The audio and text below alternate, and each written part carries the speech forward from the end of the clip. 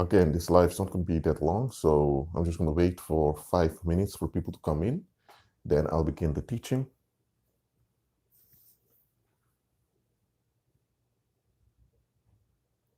So if you're here, please let me know in the live chat you're here, please. Thank you very much.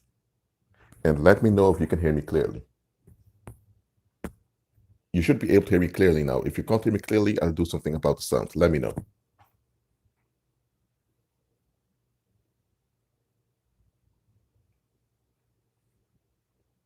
Let me know in the live chat if you can hear me clearly. This is quite important. I'm using this mic here near my mouth, so you should be able to hear me clearly. But if the earphones don't work properly, I'll remove them. Can you hear me clearly? Let me know in the live chat. Thank you very much. Okay, Curly Girl, thanks for being here. You hear me so clear? That's good. I'm going to wait for 4 minutes before I begin teaching, just to make sure that people have a chance to come in on time. So everyone else that's here, please let me know in the live chat you're here, please. Thank you very much. The topic of today, hey Naima, thank you for being here. The topic of today will be Don't Be Groomed. Well, that's actually the title, Sorry, that's the title. The topic is grooming. I'm going to talk about grooming briefly. Some of you already know what grooming is, but I need to explain it anyway, for those that are ignorant. I don't blame people for ignorance. If they couldn't know better, they couldn't know better. Even if they could know better, I don't care. I'm here to teach, okay? So I'm going to talk about grooming, why Satanic cults groom, and how you can see grooming when it's happening to you. Because often when you're lured into a trap or you're lured in some type of mystery, you're not aware you're being lured in. You're not aware when it's happening to you. It's easy to see it when it happens to someone else. When it happens to you, it's different. It's just natural. When something happens to you, you experience it differently than when you see it happening to someone else. Okay, an outsider would see your circumstances far better than you do in some cases, if they pay attention. So grooming is something you can recognize when it happens. But you also should know what grooming is not. Not every type of persuasion is grooming. Okay, so get it out of your mind. So I'm going to wait for 2.25 minutes before I begin teaching. Thank you for the likes, the thumbs up. For the rest that's here, let me know in the live chat you're here. Thank you very much. But for those that are here already, have you ever been groomed into something? For example, a cult, a weird church, or some type of fraternity, whatever. Stevie E, thank you for being here, man. I'm glad you're here. John, thank you for being here. Thank you all for being here. The topic of the day is grooming. I'm going to explain what grooming is, what it's not, and how you can see it coming. Okay? Now, okay, just 1 more minute, then I begin teaching, and then that's enough. People are in. Now, for those who are here already, grooming is the following. You can write this down. Get your pen and paper, please, so that you can note this. Or if you don't have pen and paper, write it in the live chat after me. Repeat it in the live chat so that I know that you're on what I've just taught you. You ready?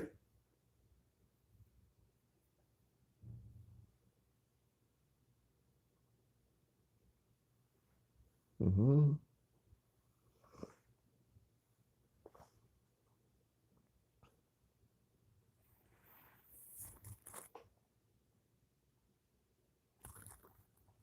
So are you ready?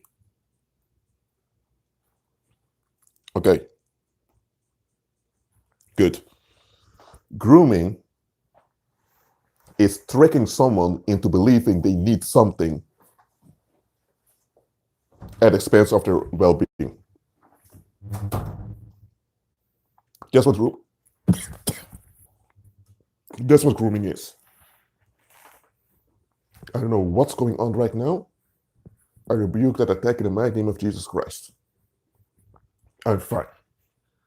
Grooming, it's anytime someone is tricked into believing they need something, but it's at the expense of their long-term well-being.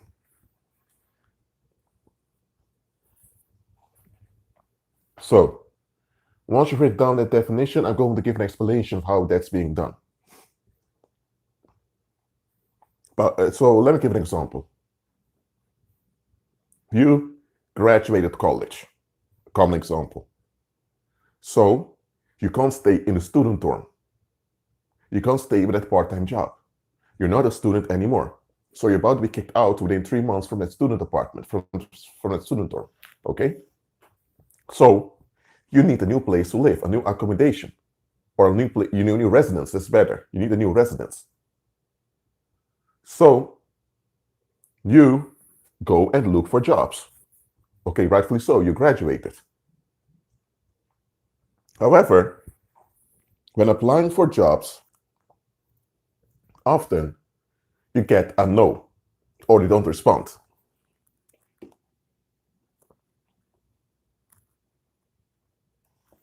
Okay? Chippy Sweet, what you've written is not correct. Grooming is tricking someone into thinking they need something, but it's at their own expense. Okay, that's what grooming is. Okay, so when you keep getting those no's from getting a job, you may get a bit worried, thinking, oh, it's just a week before I need to get out of the student dorm. I can go back to my parents, but my parents are going to be disappointed in me. My parents are going to think, oh, why didn't you get a job, whatever? So you're still programmed thinking you need the acceptance of society. For you, it's a no-go to go back to your parents or to stay with friends for a while. Or to need to back to university to allow you to stay for 3 months longer because you're going to get a job. So one frat boy that you know, you never joined fraternity, but a frat boy tells you, you know, John, you really need to connect with a social network. I know you didn't join fraternity, but it's really good for you to do that. Because look at this. All of us who join fraternities, we all have jobs now that pay us well. And we have good contracts. So you go home and you realize, you know what? I may need more social context indeed. I do have some friends and relatives, but I need to expand more. Now, there's a fact over here. The fact is that indeed you needed to expand your social network. That is true. That's something you lacked in. That's on you. That's correct. But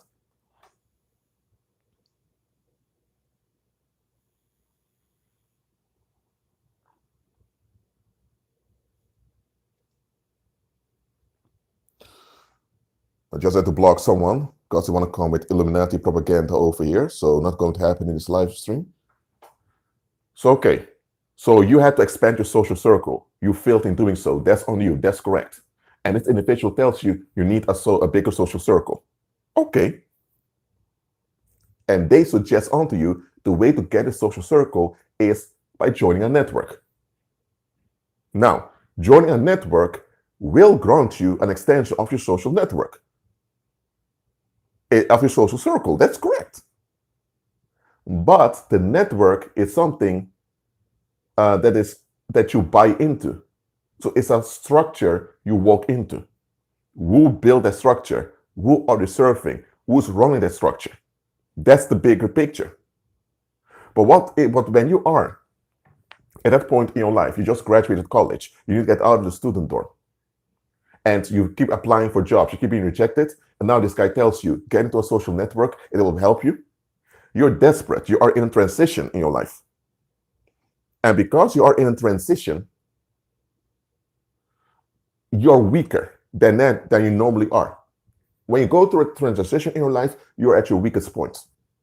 Any transition you go through, whether it's getting married or getting a divorce or moving out of your parents' house or moving to another place or getting a new job or starting your business or your child is moving out of the house, any transition you go through life will be a very weak point for you. And at those weak points, you are quite vulnerable, more vulnerable than ever. So at that vulnerable point in your life, you're in your early 20s, you graduated college, and you need a place to stay, but you just can't get a job, whatever suggests onto you, join a social network will sound like gold to you. And then you can think, you know what, let's look for a social network then. And you go and check all those networks on LinkedIn, and then you find one which is a Christian network, where they talk about the Bible and talk about Christ. And you think, oh, that's a good one for me. I don't see anything about Greek gods, nor any of those weird Greek names over here. So, okay, this must be good. So you contact them, and they tell you, feel welcome. And you only pay a small contribution, like $20 a year. It's almost nothing for you. And you get access to the social media accounts and all of that. And what do you know? You had to ask a 1 month extension from the university to still stay in a dorm. And within that month, you got a job. You got that.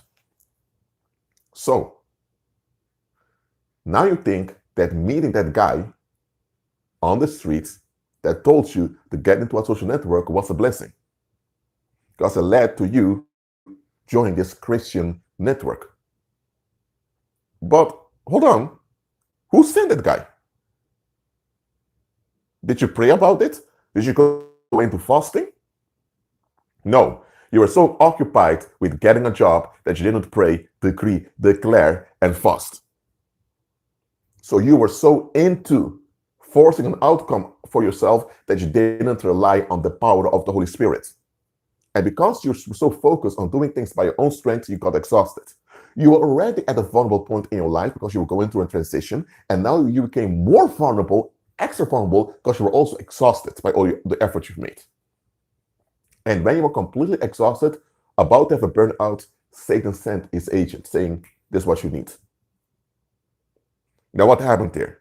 You have been groomed. You didn't need that social network. What you needed was to repent, to stop relying on your own efforts, go into your student dorm, go into fasting, and when you go into fasting, the power is released on your behalf and things are done for you. And you would have, the situation would have been resolved in a far better way. Now, you're stuck in a Freemason cult, not realizing it's a Freemason cult, but they pretend to be Christian. And now you have multitudes of people watching you. Now you have also criminals attached to that Christian network that are monitoring you also. So now you are in danger. You thought you were in danger when you're about to be kicked out of the student dorm. That was not really danger we're in, because if they would have kicked you out, there were other places you could have went, either your parents or some friends, or you could have begged them to stay a little bit longer. So you thought it was danger when you're about to be kicked out of the student dorm. You thought you were about to become homeless. But realistically speaking, there were options for you. But you were so focused on, no, I need to get a job. I graduated. I'm a grown man. I need to take care of myself. You had this programming of society in you. And this programming of society did not work for you. But you were so invested in this programming that you didn't realize it didn't work for you. So when you were completely exhausted, now Satan sent an agent to groom you into worse. You were in a bad condition, but you could end up better if you went into fasting and praying. Now, Satan sent you some relief, and now you're in worse. You are in worse now. That is how grooming works. Very weird. When I began teaching in this video, I had a dry throat. Now something that I rebuked the attack in Jesus Christ's mighty name, suddenly I have no dry throat anymore. Now I speak fluently. Such things happen when you do the Lord's work, that the paranormal seeks to retaliate. Well, they don't win over here. John, thank you for your super chat donations. Very much appreciated. Maria Garcia, thank you also. So, the grooming that I just explained was a paranormal operation, because all grooming is paranormal. Write this down. All grooming is paranormal. Repeat in the live chat. All grooming is paranormal.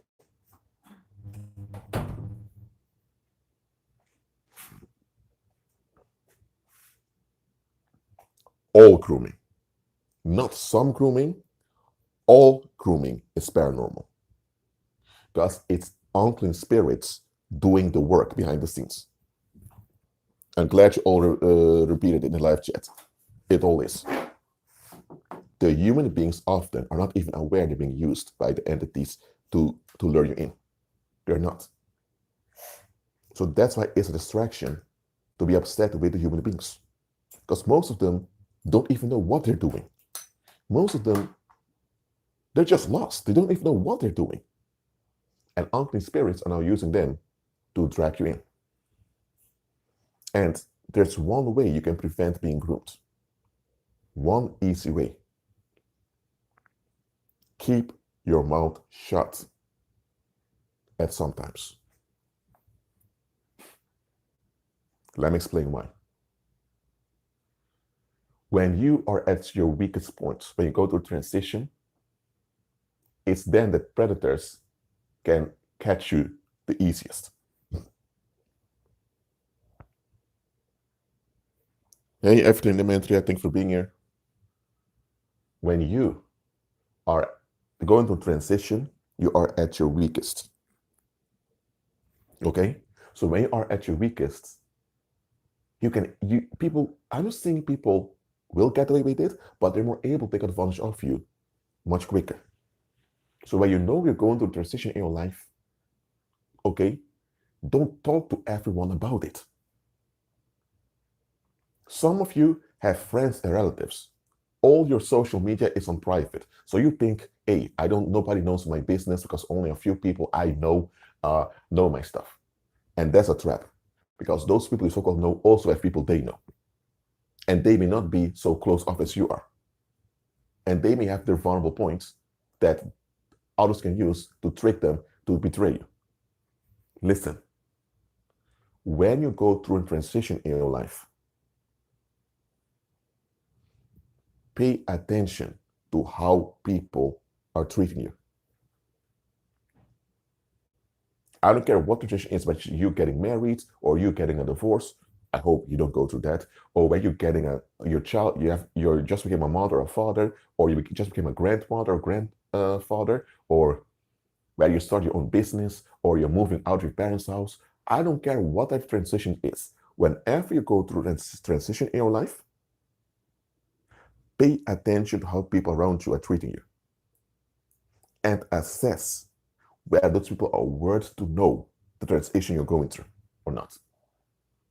Just because they are a blood relative doesn't mean they are entitled to know all your weaknesses.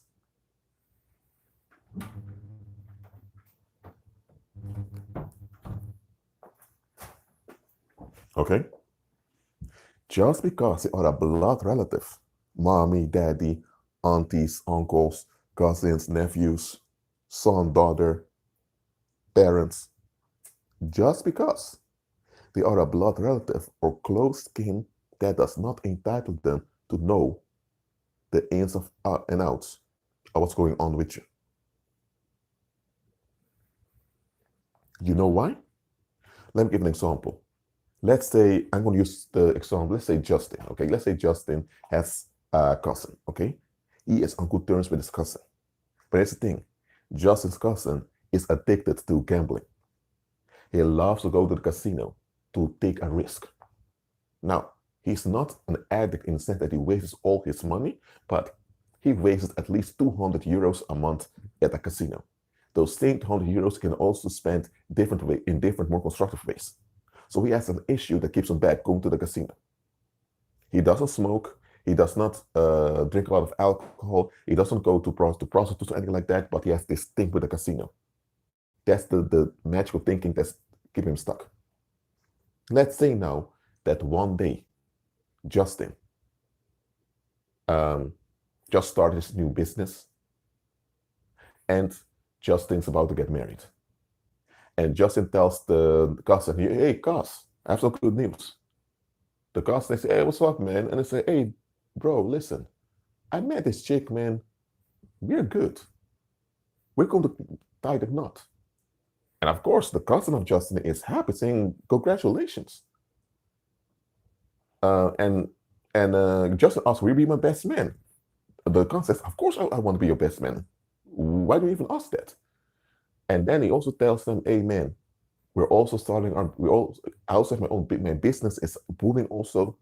So things are going well. If you ever want to invest or get a job, whatever, just tell me. Hey, no worry, man, I'm fine. The cousin of Justin has his pride. He doesn't want to admit he has a gambling addiction. He wants Justin to think he got it. He wants the validation of being a man that got his thing together. So, you know where this is going. The cousin of Justin now knows that Justin's about to get married and Justin, his business is booming. So, look at this. That cousin, who also becomes his best man at his wedding, he's now closely invested in Justin and also in Justin's marriage. What if one day demons decide, you know what? Let's use this cousin to ruin Justin's marriage. And the demons discuss, this cousin is not going to sleep with Justin's wife. He's not doing that. Because Justin he's manly enough, he can get any woman he wants. He's not going to do that. Justin, that cousin is not going to steal from Justin. Demons know we can't trick him to do that.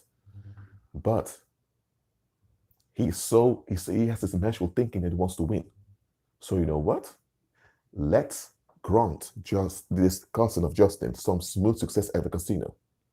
So suddenly, this cousin goes to the casino and he wins all the time.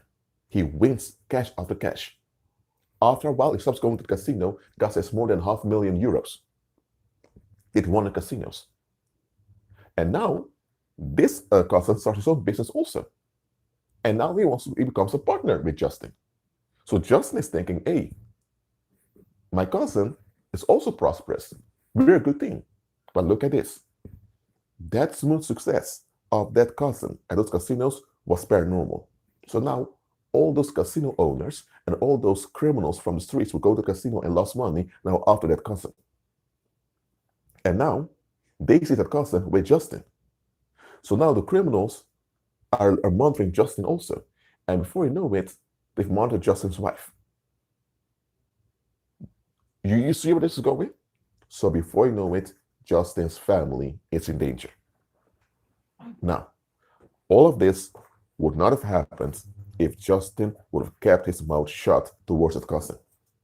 But here's the thing, Justin was not aware that cousin had a gambling issue. If Justin was aware of the gambling issue of the cousin, he would have never told him his financial good news. Do you understand the example I just gave on to you? Just because someone is on good terms with you doesn't mean they should be aware of everything that goes on with you.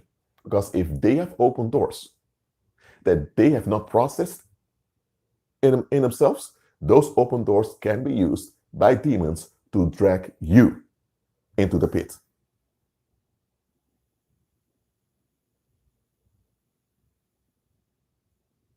Mm-hmm.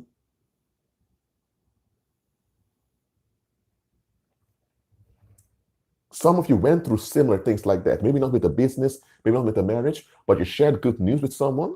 And soon after you shared that good news, there was some type of tribulation in your life. And it seems as if the tribulation was about to undo the good thing that just happened to you. Maybe you got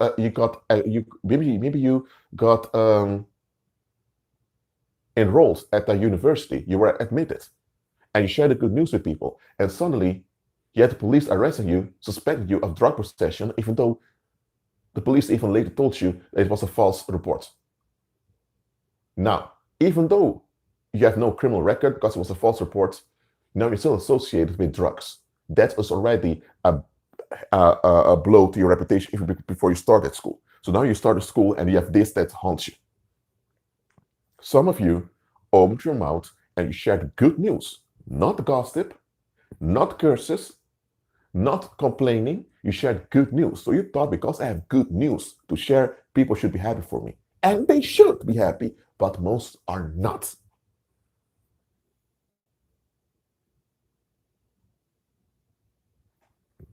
Okay? Look, you think if I was gossiping and slandering people, people should be upset with me. But I'm not slandering people. I'm not spreading rumors. I'm not gossiping. I'm sharing good news. So why are people upset with me sharing good news? It's because they're wicked. They're self-destructive. That's why. They're self-destructive. That's why they're not happy for you. And I guarantee you, some of you will listen to this.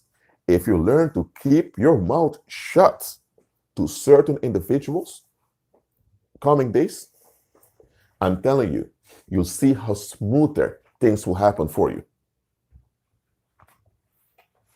Too often we endanger our own lives by speaking to the wrong people.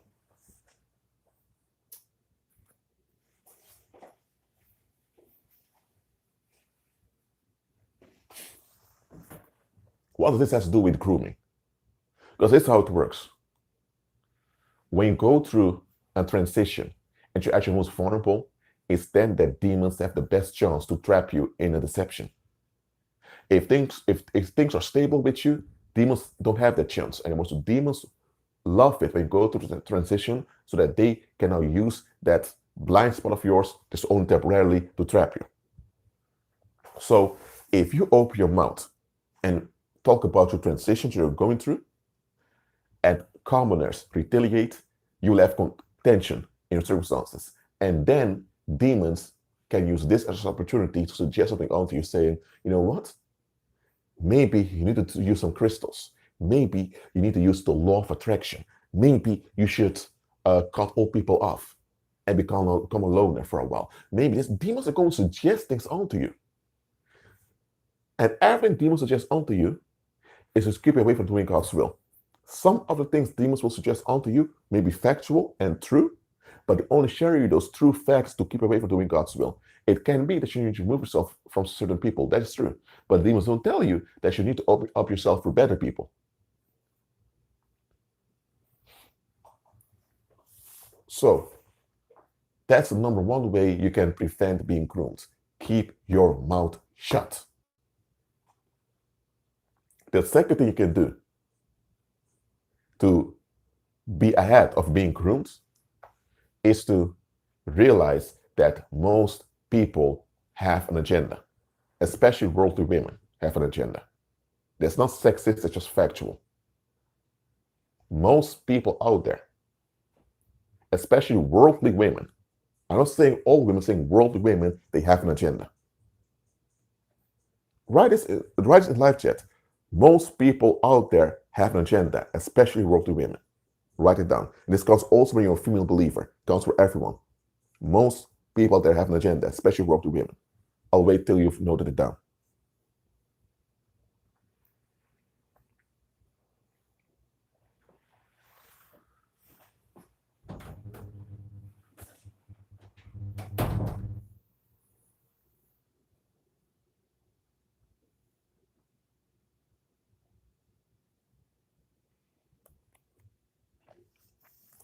So, why do I say especially worldly women? It's because worldly women are the number one tools used, both by demons as well as by pagan corporations and cults to lure you in. Why do you think that for advertisement they put those blonde, half-naked women next to cars? To sell cars. They're using sexual suggestion to trick guys into worshiping the brand of a car or to worship a brand of cigarettes or whatever. Females have this soft emission, and the soft emission has a calming effect on people. And the purpose of grooming is to make you comfortable in a deception. So it's easier to use women to lure people than to use men. Because if a man comes with his manly strength to convince you of a product, because it comes with strength, you tend to be a bit more cautious already. Think, okay, what do you want from me? But if it's a woman, and the woman is looking for sympathy or attention, which is feminine, it's feminine to look for attention. There's nothing wrong with that in itself. So when a woman acts in a feminine way, you think, oh, it's just a woman acting in a feminine way. She's not acting slutty nor whorish. She just wants some attention, some sympathy. So you tend to be open to it. But this woman that's looking for attention is demons behind her that are using her attention seeking to drag you into deception.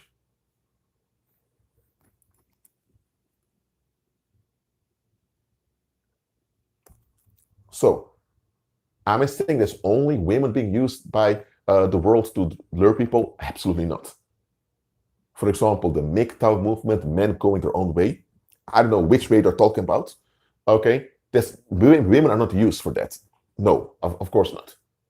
But in most deceptions, the world and the paranormal, they use women. And here's the thing. The female is designed by the Heavenly Father to operate on psychic income. Psychic income is mental and emotional sponsorship of the community. So females are metaphorically speaking like grapes, and men are like apples. Now, apples are quite dense and heavy, and they're on their own. Grapes are quite soft and tender, but together they are a unit that's heavy. A branch of grapes can be quite heavy, heavier than an apple, but an apple on its own is quite dense and heavy in itself. So females, by the very design of being female, they have strength together in groups. And this strength carries weight. And this weight has an impact on the community. And here's the thing.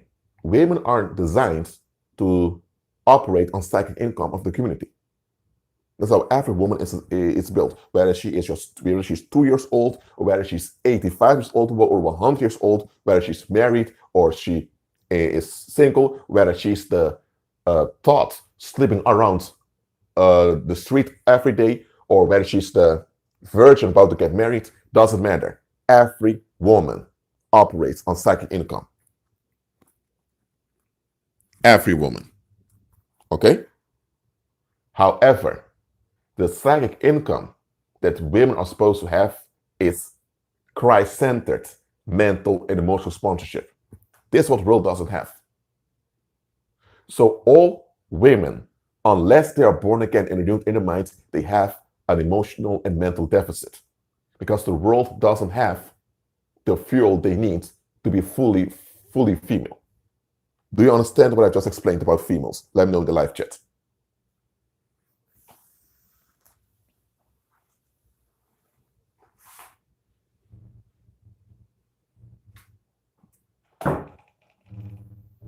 So any woman out there, unless she's born again and renewed in her mind, she has a mental, emotional deficit, a lack that she craves to fill. And being a female, the way she hopes to fill this lack is by getting attention from others, often sexual attention. That's why worldwide there's a big restraint on women sexually, because a creature that's emotionally wired with an emotional deficit, and that creature is also designed to be desirable sexually, if you let her on the loose, it's going out of hand. Either she'll be exploited by everyone, or she ends up being this cruel monster that exploits others. It never goes well when you just let her loose, okay? And she's not designed for that.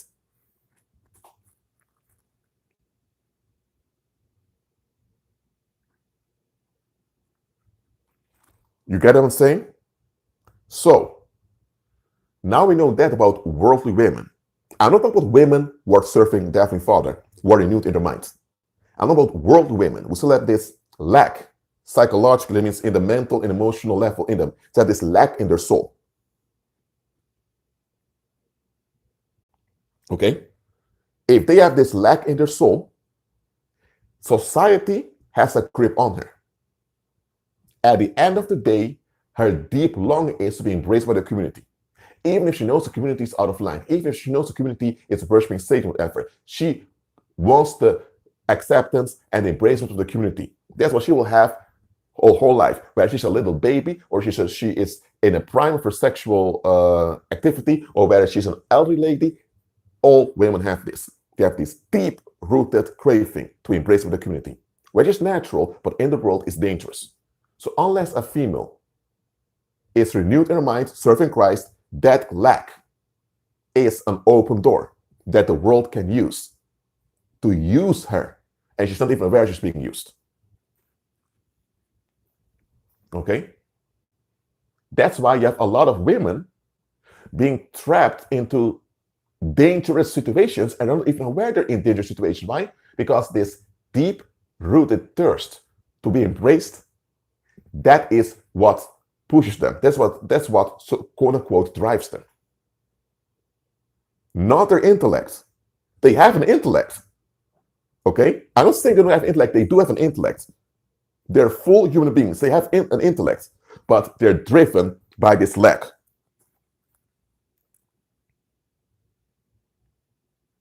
Okay? And demons, they look down on females. We know that. But demons realize this lack that women have. Demons can offer a counterfeit that seems like an answer to them, and the women go all into their agenda. And that's how you have a lot of women out there. They're not even aware that evil spirits are pushing them.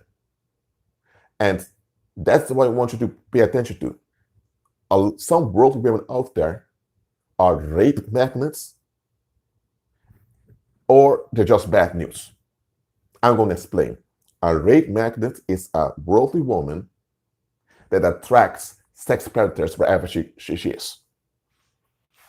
There's a rape magnet. How did she end up that way? By unhealed trauma by the community.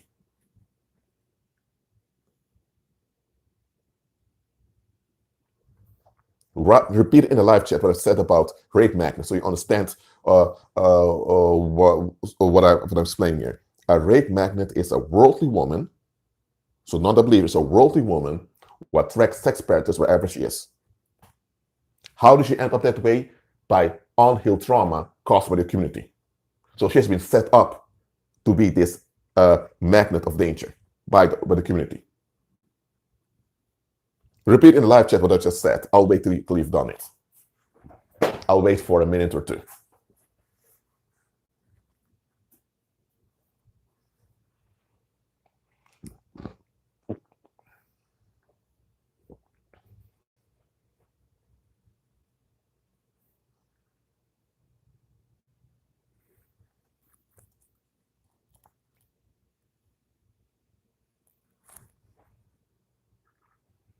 Wait one more minute, then I'll continue.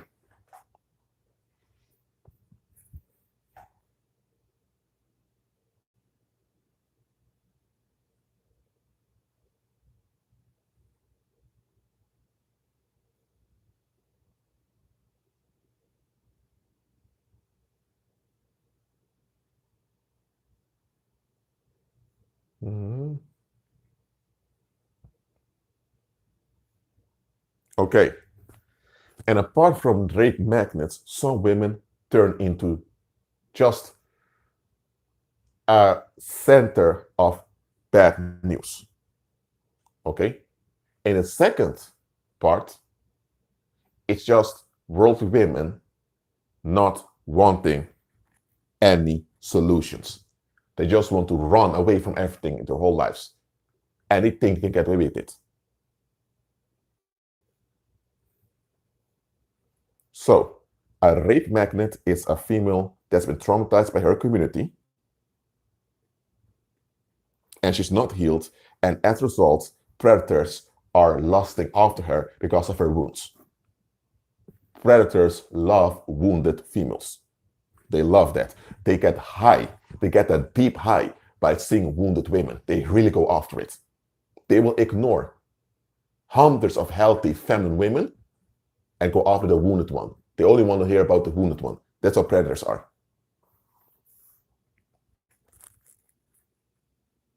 Okay?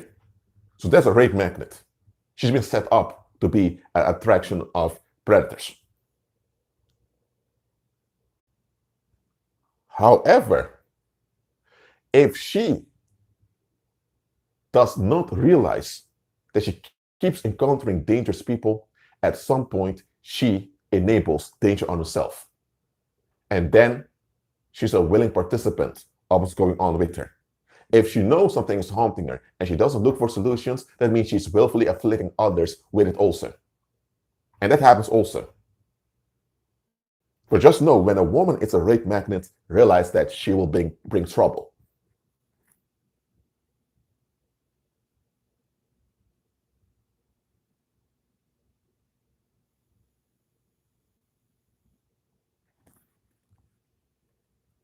Can this happen on safe woman? No. Because with a saved woman, there's the Holy Spirit inside. So when predators come nearby, the predators will feel some type of intimidation. Predators think, oh, I'm not comfortable with this. Okay?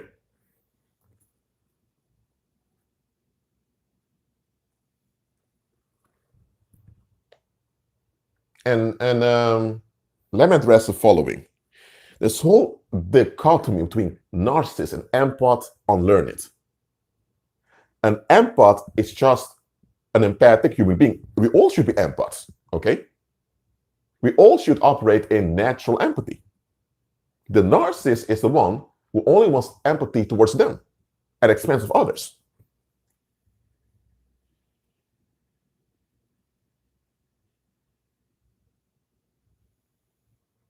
Okay? Now, with saved women, if they are too needy because they're not renewed in their minds, they are sabotaging themselves. But that's different. But the saved woman has the resources on the inside of the spirit to get out anytime.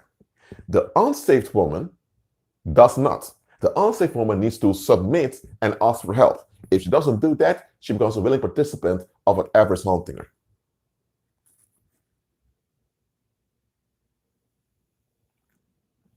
Okay?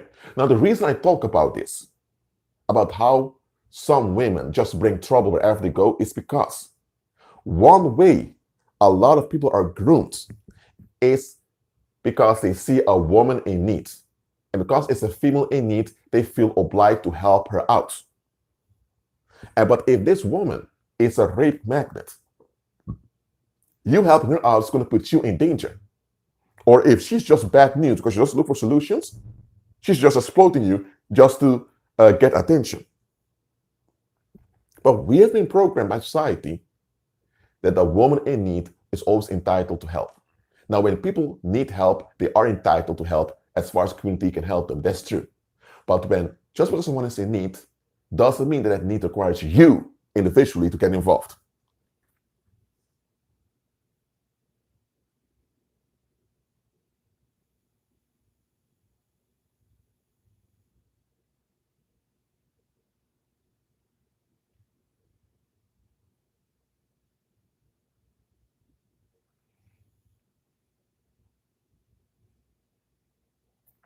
Look, codependent is a psychological term. I'm not a psychologist, I'm an anthropologist. As an anthropologist, we look at culture and groups. But what I can say is that a codependent and an empath, they're kind of the same thing. Because in the world, everyone has some type of codependency. That's it. That's what it means to be unsafe. You're codependent on the validation of the group. Okay? Some are very empathic while they're codependent, and others turn monstrous. That's a narcissist. That's the difference.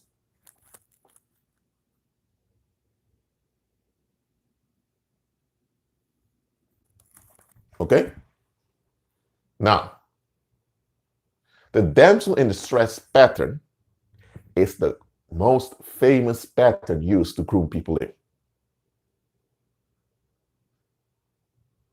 It's a type of witchcraft. They put a female in distress in front of you who's overly emotional because she needs help. And it reminds you of your mother. And when you were a little baby, you were longing for your mom. It reminds you of this primal longing for your mother. And so that's why you feel empathic to help her out. So it's a witchcraft trick. And you get so emotionally involved that you can't think clearly about what's going on. And that's how there are men who end up dying at the hands of organ harvesters or human traffickers. That's how you have pastors who helped a damsel in distress, and the damsel in distress destroyed their whole ministry. That's how you have women who became friends with a damsel in distress, and their marriage and their family fell apart because it's damsel in distress. Listen, when someone is not aware demons are using them, They're not guilty because demons are using them, because it's the demons using them. But they are responsible for remaining in that wounded state where demons can exploit them. If you've been wounded, that's not on you. It happened to you. It's not your fault. Look for a way out. Nobody that's physically stabbed or shot in the streets is just going to lay there and say, oh, I've been shot, I've been stabbed. No, they will say, call the police, help, whatever. The same way, whatever happened to you in life, admit it happened to you, admit that it wasn't you, admit I need help, I want to move forward. That's what you do. When you do that, demons have a very hard time with you. But if you get addicted to the sympathy of others, if you get addicted to running away from stuff, now you put yourself in a dangerous situation where demons can use you as well as worldly predators.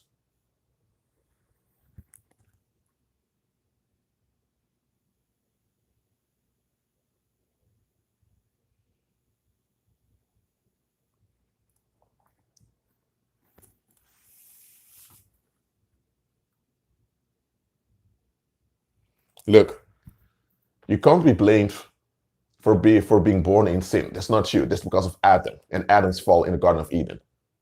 But you do realize, okay, you need deliverance. And if you say, I want better, that's all you need to do. The moment you say, I want better, the moment you decide, I want better, that's all the responsibility you have to take. And the better will come for you.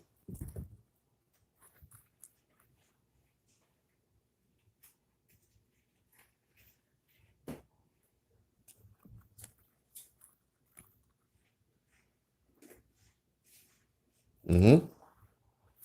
So,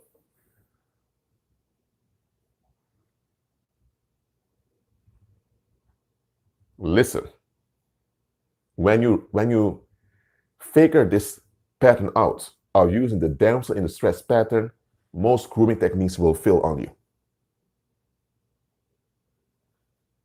So I've explained now how to prevent being groomed. And it's very simple. Keep your mouth shut against people who are not worthy of your good news.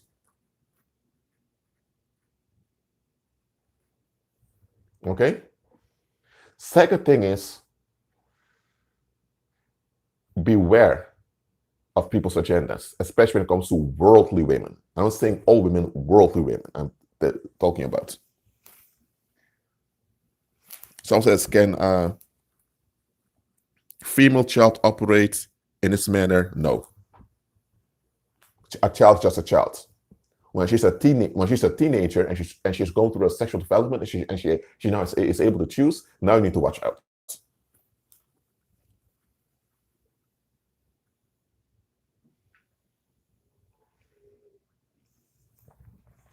Listen, women can have a very strong, good impact on their communities. Women can be very powerful when they operate in harmony together. Women operating in harmony together, that's a big force, man, designed by the Heavenly Father.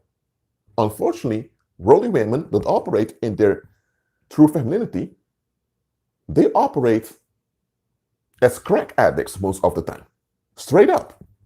And that's why femininity in the world is associated with parasitical behavior. Not because femininity is parasitical, absolutely not, but because a lot of women in the world operate as parasites.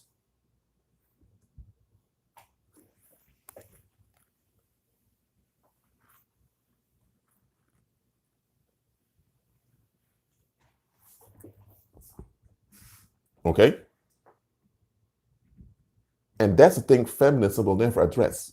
The parasitical, crack-minded attitude of worldly women. Because they're like that themselves. But that's not the design for femininity. God's design for femininity makes women strong as a collective.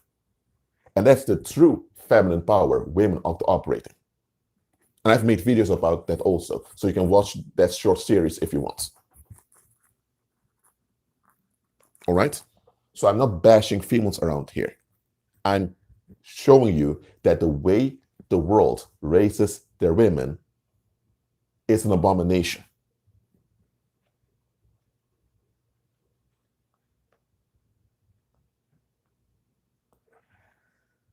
At its best, the world raises managed addicts who are awfully emotionally dependent on the approval of the community. That's what they call good girls, good women in the world. And at its worst, they have thoughts that hop cocks here and there, all over the place, and scream and shout around and even abuse children. That's the worst of the worst ones.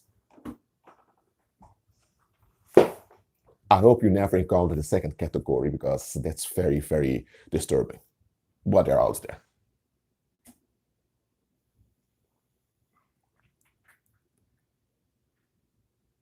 So listen, whether you are a male believer or female believer, it doesn't matter.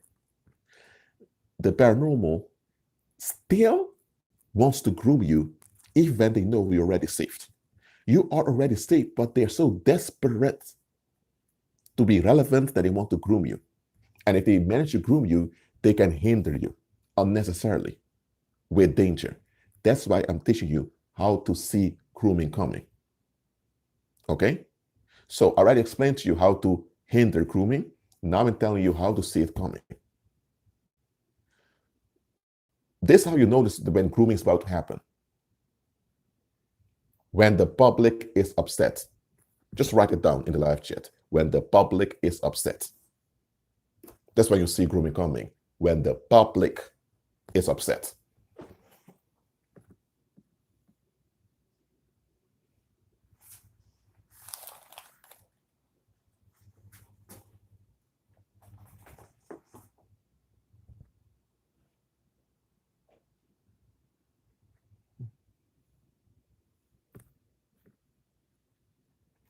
Yes, let me explain that to you. When the public is upset, they want an outlet.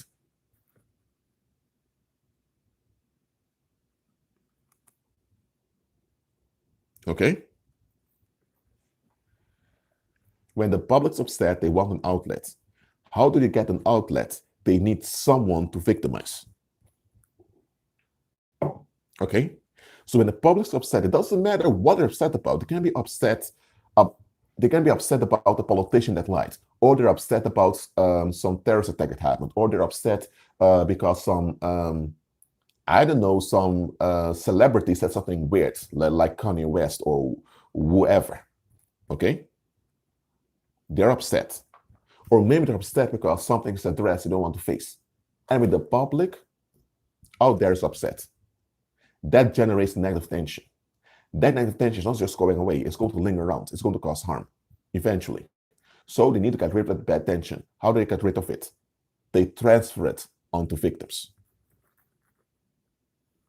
Okay, so when you notice people are upset, the public realizes sooner or later they'll start grooming people to escalate upon.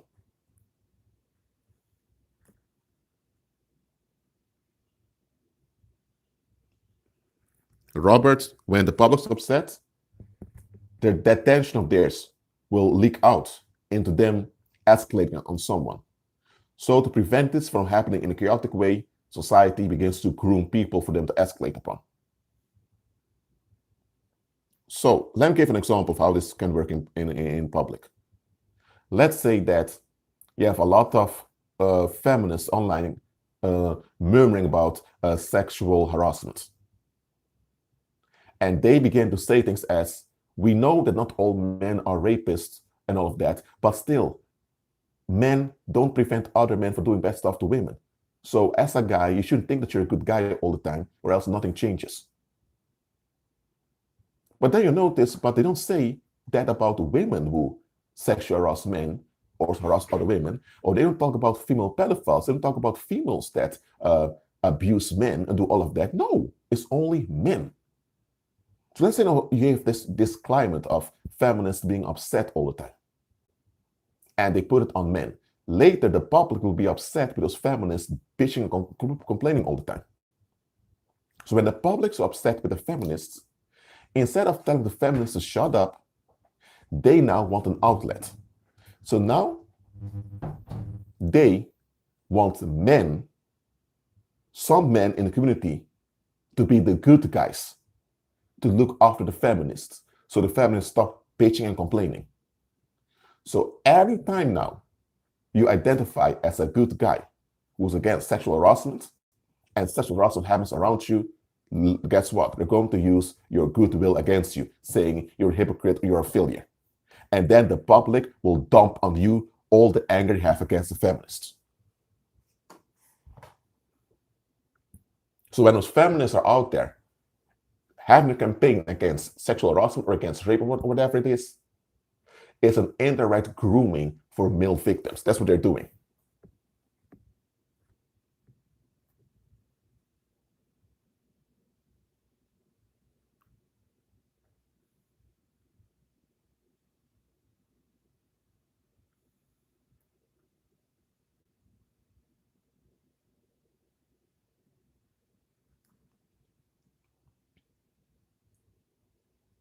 Yes.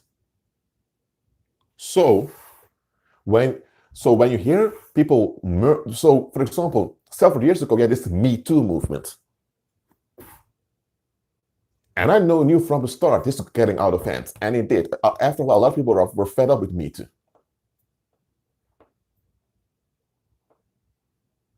So they stopped for a while.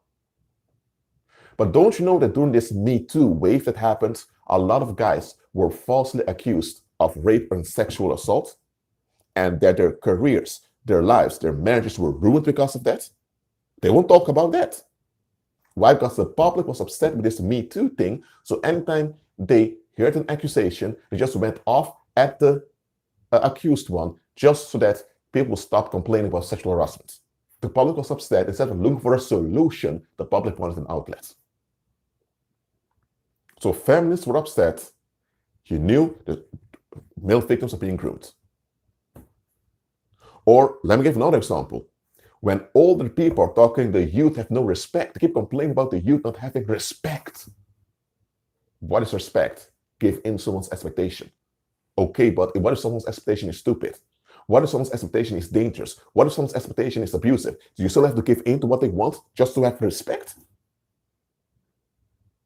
So when the older people are complaining about the youth, they're actually recruiting young people to attack. That's what they're doing.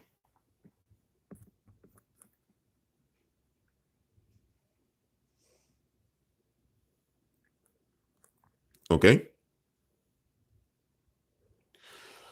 So if you realize, you know what? I do have respect. I do have manners. I was raised well by my parents. And you begin to behave very politely or very respectful as they want, there comes a point you have enough of all that pressure on you. And the moment you have enough and you don't give in to what they want, they will go off at you. They've groomed you to be the good girl, good boy, so that they can later smack you around.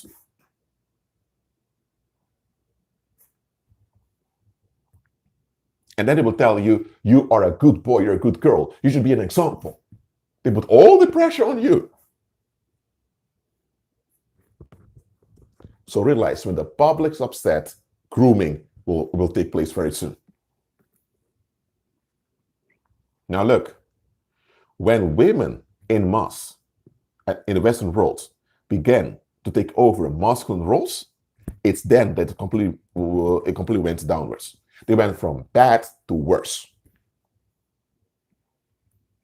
Now, instead of acknowledging the error of their female ancestors, a lot of those women just want relief and just want to complain and bitch, and they expect people to take it. But when people have enough, they don't deal with the women because they're women, so they look for men to blame for it.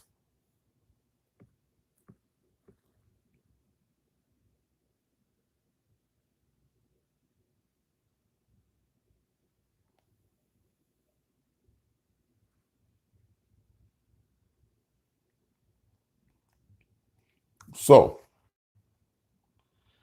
anytime the public is upset, know that someone's going to be groomed to be escalated upon.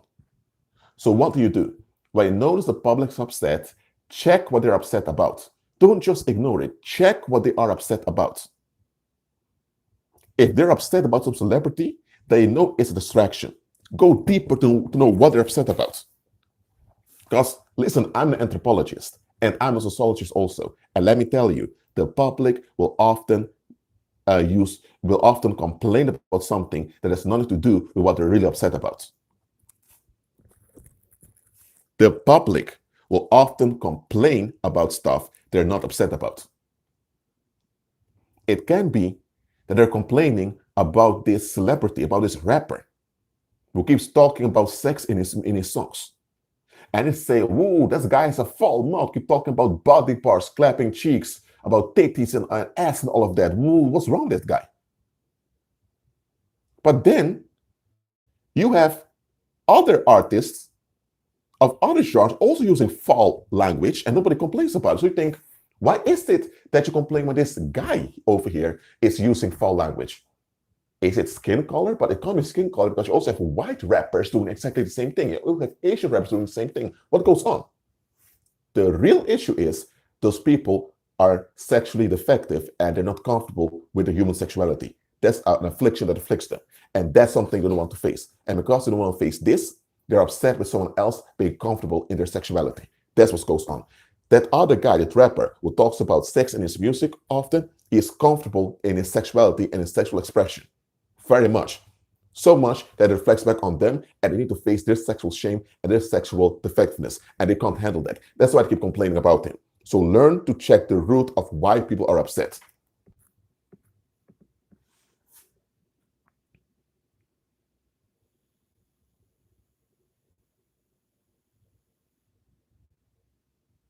So once you see what people are really upset about, now you know what to avoid.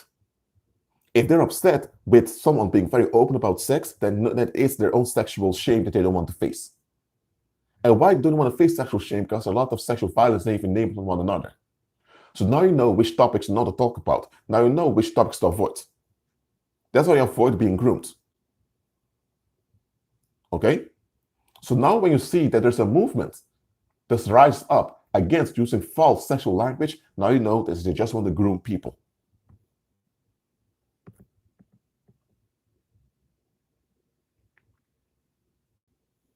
Okay? So the second thing you can see when grooming is coming is when there's a sudden silence and there's a sudden ease in the community. I spoke about this before in another live chat. Where there's a sudden ease in the community, out of the blue, everyone's at ease. Just like that, watch out. A blood sacrifice is about to happen. When there's a sudden ease in the community, everyone suddenly out of the blue gets along well. Everyone out of the blue is good with one another. While a week before, nobody could stand one another. I'm telling you, the negative tension has been sucked away from the community because it's about to be dumped on a victim anytime soon, or it already happens. And often when this happens, that there's this sudden ease in the community, you later find out that a few people went missing. So those few people went missing. At the same time, the sudden ease came over the community. Now you know that it was a blood sacrifice to relieve the community.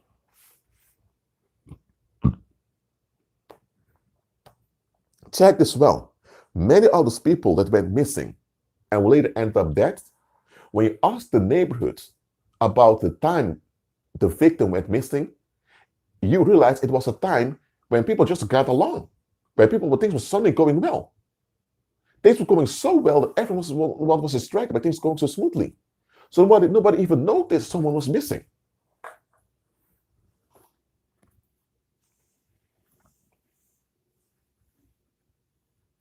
Okay?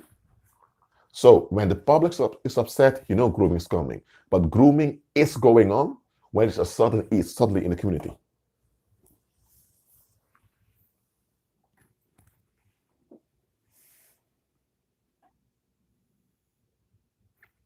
It doesn't matter what people feel it is, it matters what is.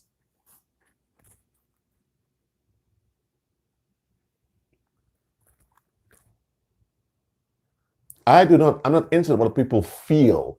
It's what is that matters, because you have to deal with what is. You can feel upset with something I said, but what I said is true. They still need to deal with the true thing that I've talked about. So learn to deal with the true thing I've said. Then that awkward feeling, that can be uprooted also.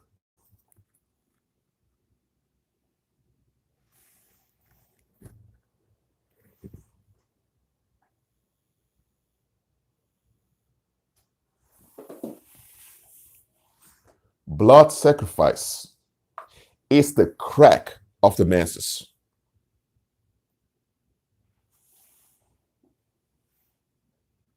Blood sacrifice is the crack, the addictive substance of the masses. That's how they get their ease. That's how they get their relief. That's how they get along in the world, by transferring the pollution of their sinful state onto others. That's how the world succeeds.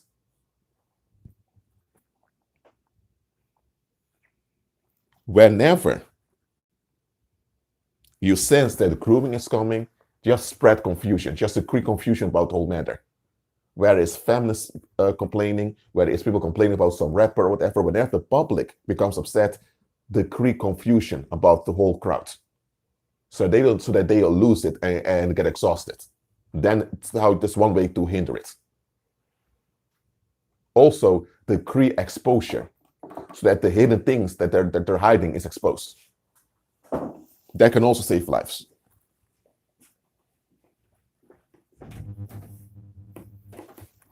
When there's a sudden ease, when there's sudden ease out of the blue, they create exposure immediately and look around you.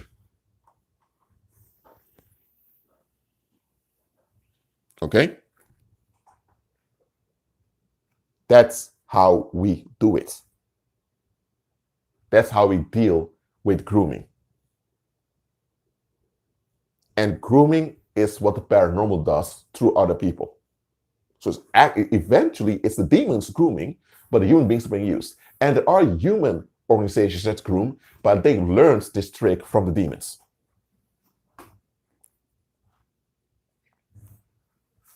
So understand, all of us will have transitions in our lives, which is natural. Do not entrust everyone with the transition you're going through. Don't do that.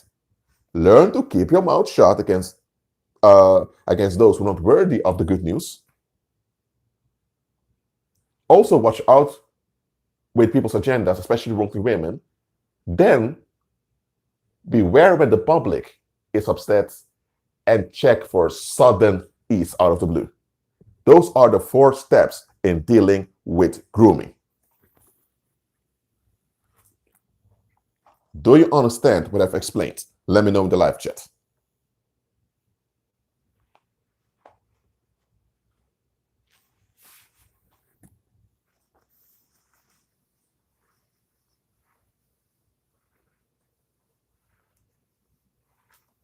And that's why I'm teaching all of this. Because one thing about those Black Lives Matter protests, many Black women and Black men went missing while during those Black Lives Matter protests also. And apart from that, many Black folks have been found hanged in many places in the United States. But because the people are so focused on the Black Lives Matter protests, they don't notice all the other victimizations against Blacks that are subtly going on. The police shoot brutality is decreasing because that's being exposed, but meanwhile, the hanging and the kidnapping is increasing. So now you can see that the demons are using Black Lives Matter to relocate the violence against Blacks. So with police brutality, it hinders, but then with hanging as a form of ritual lynching, it increases, which they label as suicide. Well, often it's not, or they increase it in the form of kidnapping.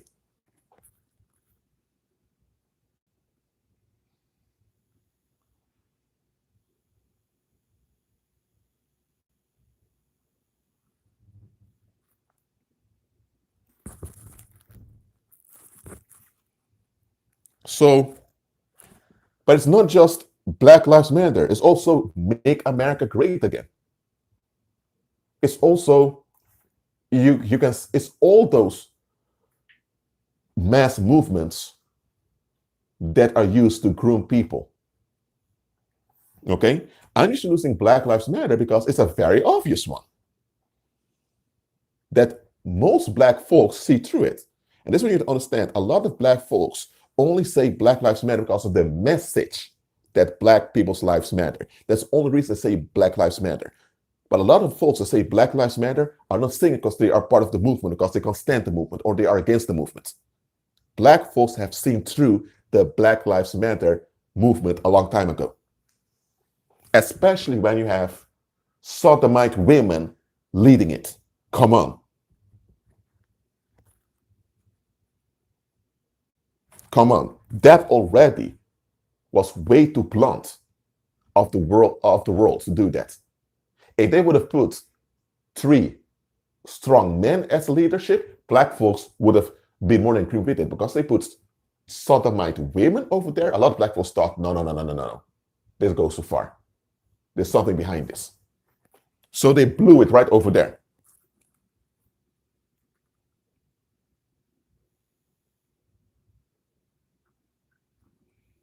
Look, when you're dealing with groomers, I'm talking about the humans who actually are used in the grooming. Do not confront them ever, because that may lead to unnecessary escalation. Just remove yourself from the situation, remove yourself from the conversation, and avoid people who don't want to see what's going on.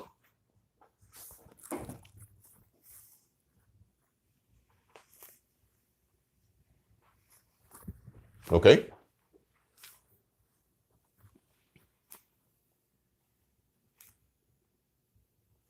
Okay? But here's the thing. When you have a mass movement, often people don't notice that there's an agenda, a dark agenda behind the mass movement. Because the mass movement addresses a wrong that needs to be rectified. Black Lives Matter addresses the ruthless genocide on Black folks in modern means. That's what Black Lives Matter addresses, which is correct. Antifa addresses the fascist tendencies in governments. Okay, the Yellow Vest addresses the abuse of European leaders towards the public. So all mass movements in the world have something legitimate that they are addressing. And because people can't distinguish the legitimate cause from the agenda, they think all of it is either good or bad. That's not true.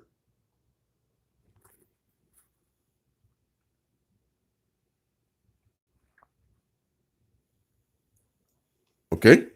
So, for example, you had the Yellow Vest movements in Europe, okay, that emerged in France. The people that joined often had a legitimate cause to be upset. Okay, that's true. The individual people meant well. You're not looking down on the individual people that stand up for the legitimate cause, but the movements. I'm talking about the organized movement is a trap. That's what I'm talking about. The same with the Black Lives Matter. I'm not talking about the individual people that want Black lives to be secure. I'm not talking about them. I'm talking about the movement. The movement is a trap.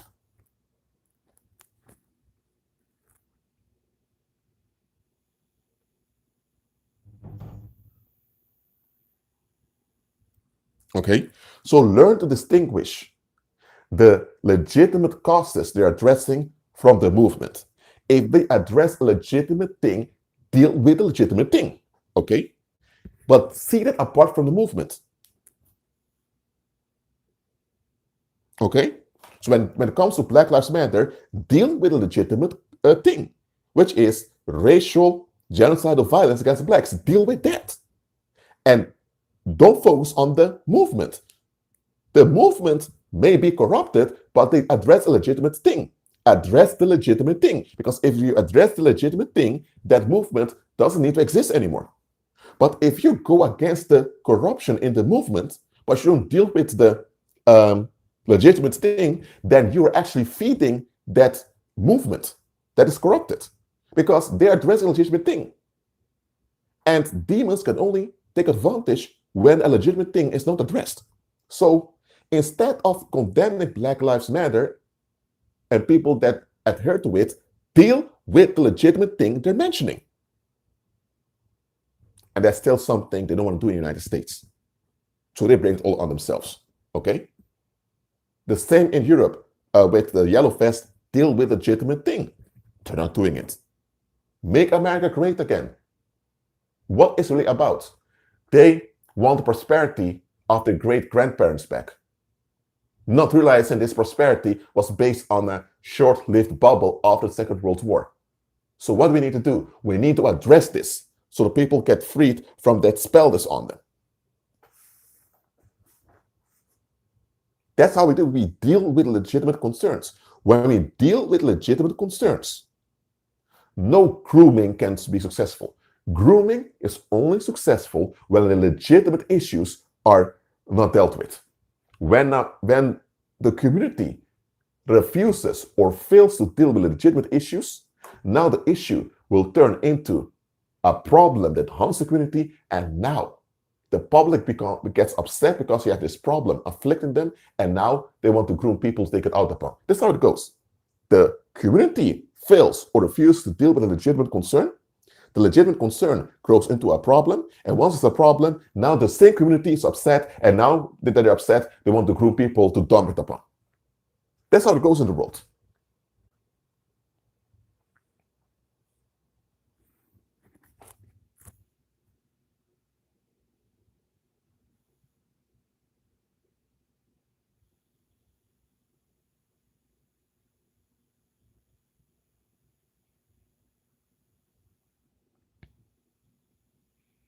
George Floyd was a sacrifice. Just like Trayvon Martin was, just like Michael Brown, just like all of them were. But here's the thing. When did this police genocide spikes in the United States?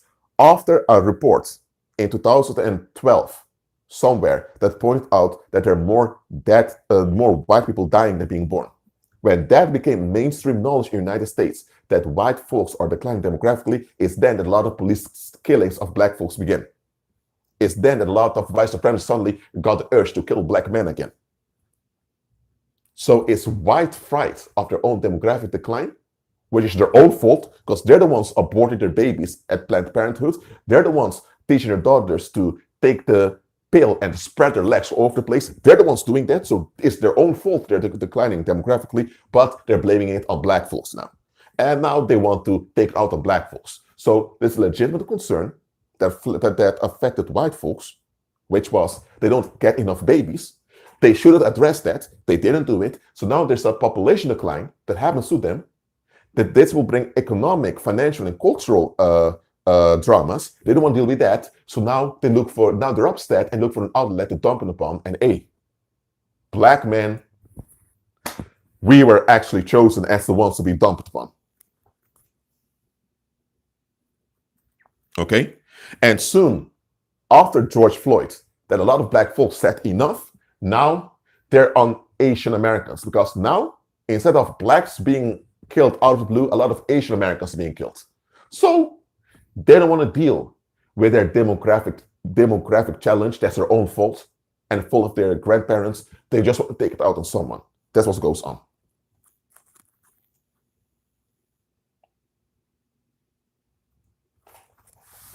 It's dumping season. They're dumping.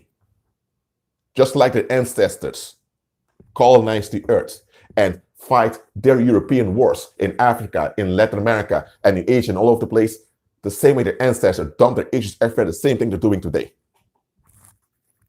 And this is not a rant against white folks, because there are white believers listening to this and will walk by faith. If you are a white believer, walk by faith, this doesn't apply to you. You are delivered from the stupidity of your ancestors. Your ancestors persisted in their stupidity, that's on them. If some of your fellow white folks continue in their stupidity, that's on them. You serve the Lord, you're better off. You're praiseworthy. Okay? If those around you want to be stupid, that's not your fault, that's on them. I'm just pointing out what's going on. So if you're a white believer watching this, I'm proud of you. You have said no to the violence of your ancestors. I'm very proud of you.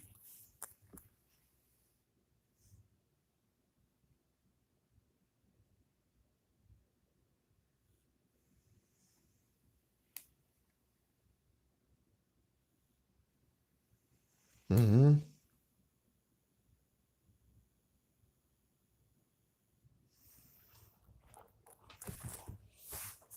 So listen, the grooming is going on in the United States. United States is a grooming place right now.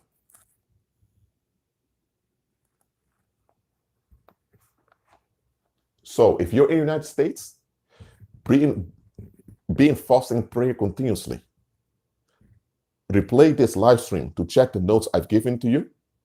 Put it in a practice. Mm-hmm.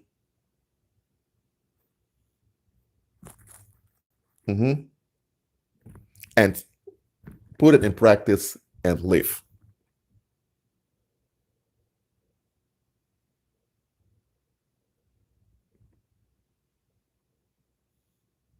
No, I didn't call anyone racist over here. Absolutely not. I just point out the collective dynamic that goes on. Okay, but that doesn't mean that because you're part of the population as a dynamic that you are responsible for that dynamic. You're not. Okay? That's why fears are for saints, for believers. Those are delivered.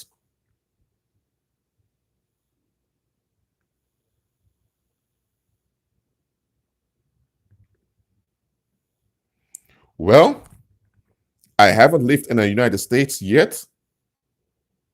I'm not sure if I will with how it's going now. But anyway,